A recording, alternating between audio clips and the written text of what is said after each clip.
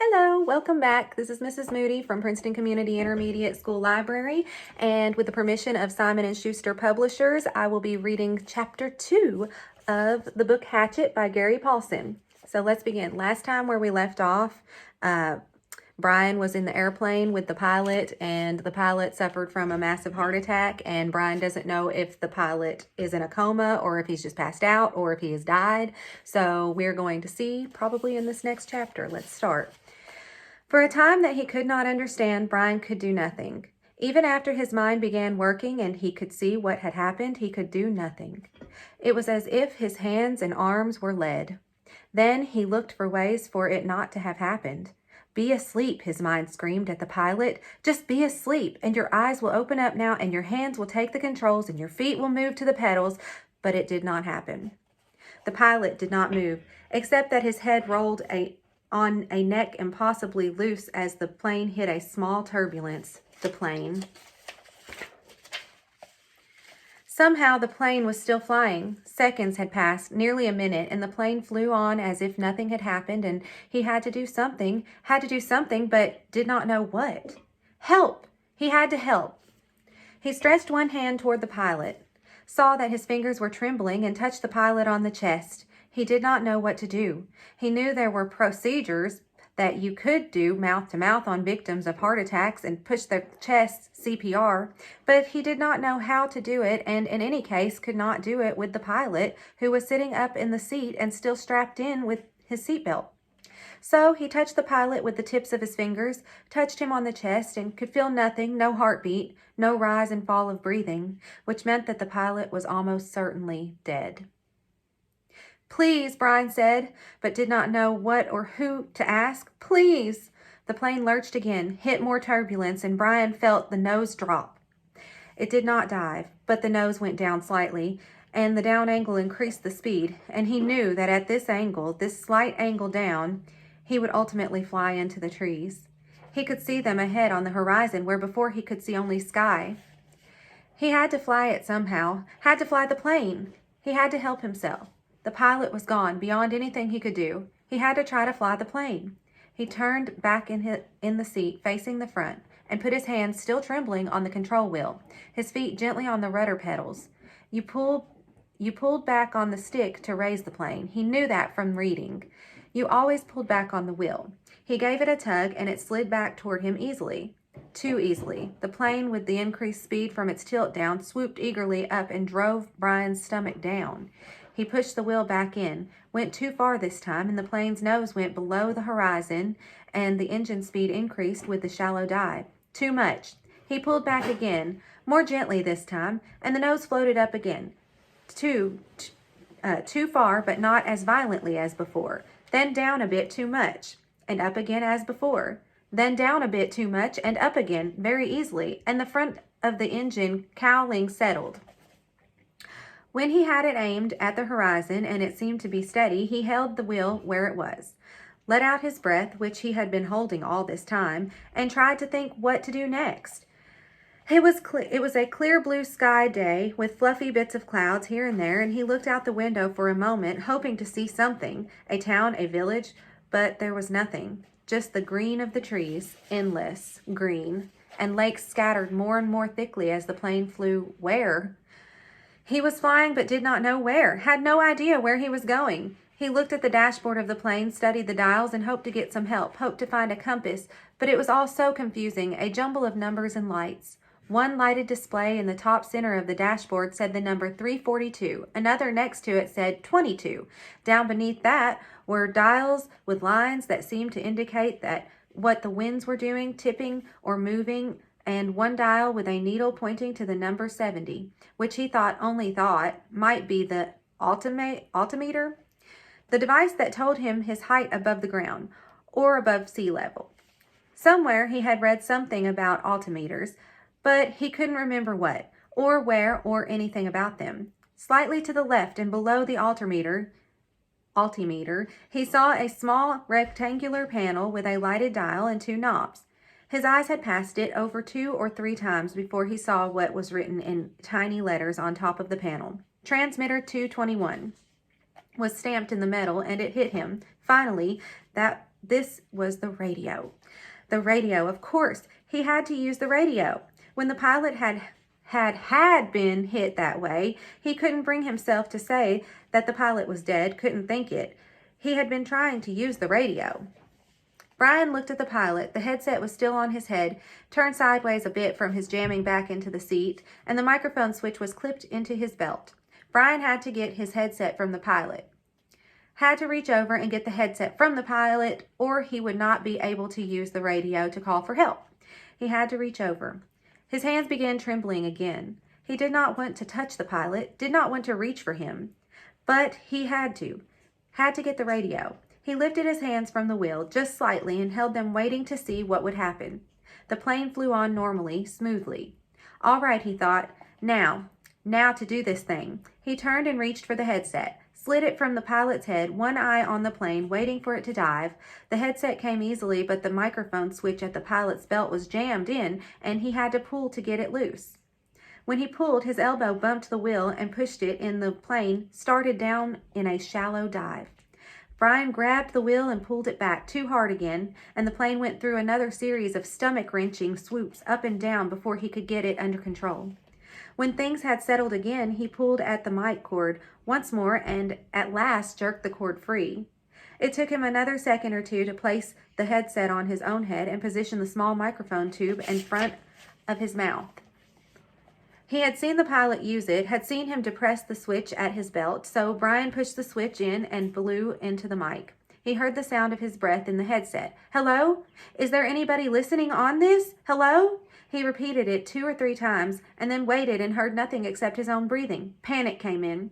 He had been afraid, had been stopped with terror of what was happening, but now panic came and he began to scream into the microphone, scream over and over. Help! Somebody help me! I'm in this plane. I don't know. And he started crying with the screams, crying and slamming his hands against the wheel of the plane, causing it to jerk down, then back up.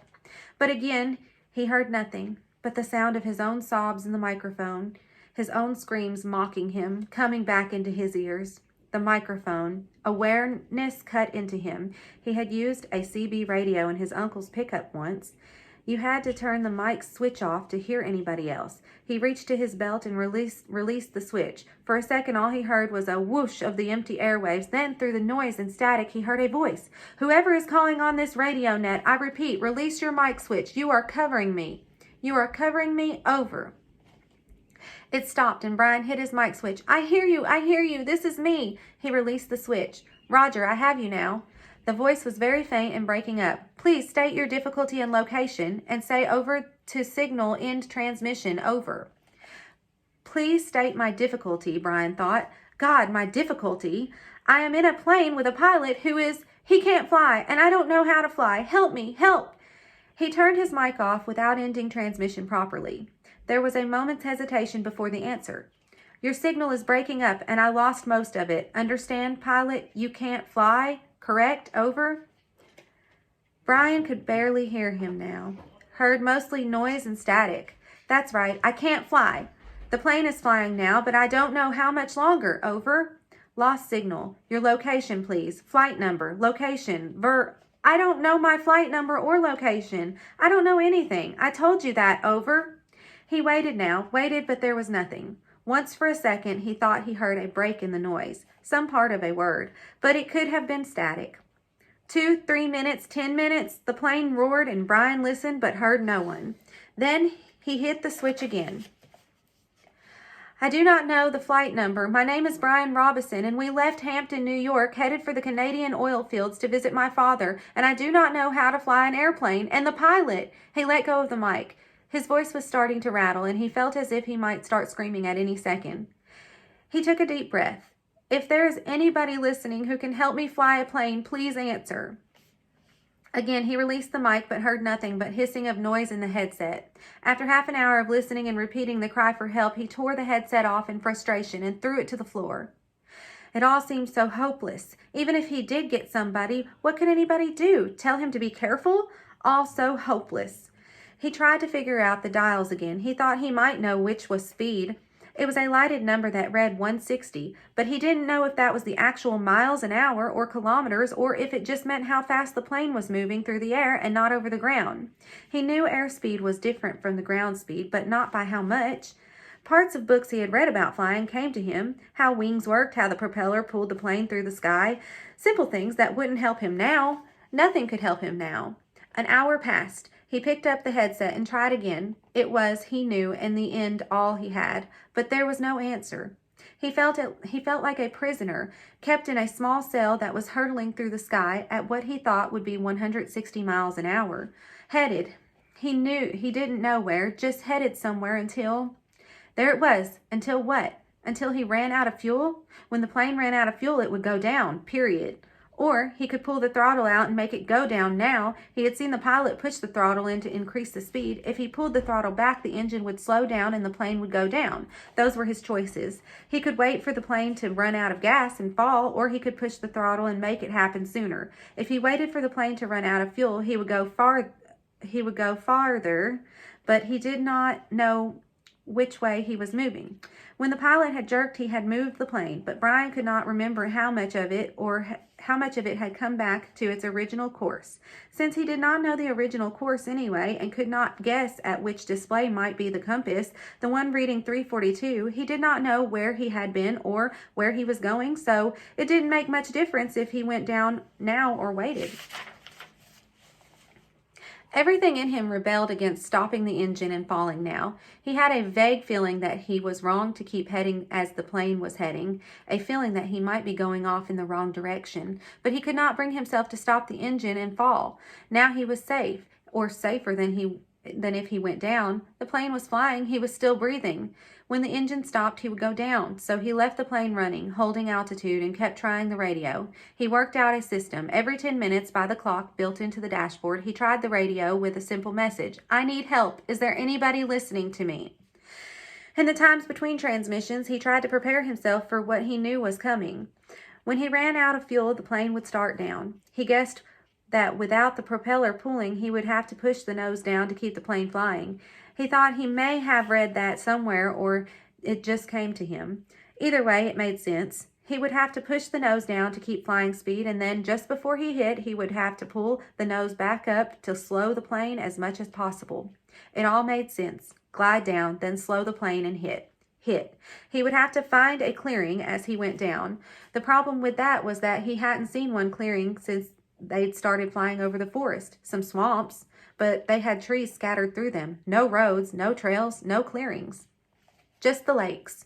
And it came to him that he would have to use a lake for landing. If he went down in the trees, he would certainly die. The trees would tear the plane to pieces as it went into them. He would have to come down in a lake. No, on the edge of a lake. He would have to come down near the edge of a lake to try to slow the plane as much as possible just before he hit the water. Easy to say, he thought. Hard to do. Easy say, hard do. Easy say, hard do. It became a chant that beat with the engine. Easy say, hard do. Impossible to do. He repeated the radio call 17 times at 10-minute intervals, working on what he would do between transmissions. Once more, he reached over to the pilot and touched him on the face, but the skin was cold, hard, cold, death, cold, and Brian turned back to the dashboard. He did what he could, tightened his seatbelt, positioned himself, rehearsed mentally again and again what his procedure would be. When the plane ran out of gas, he should hold the nose down and head for the nearest lake and try to fly the plane kind of onto the water. That's how he thought of it, kind of fly the plane onto the water. And just before it hit, he should pull back on the wheel and slow the plane to reduce the impact. Over and over, his mind ran the picture of how it would go. The plane running out of gas, flying the plane into water, the crash from pictures he had seen on television. He tried to visualize it. He tried to be ready. But between the 17th and 18th radio transmissions, without a warning, the engine coughed, roared violently for a second, and died. There was a sudden silence, cut only by the sound of the wind-milling propeller and the wind past the cockpit. Brian pushed the nose of the plane down and threw up. All right, so that ends Chapter 2. Please join me again tomorrow for Chapter 3, and we'll find out what happens to Brian.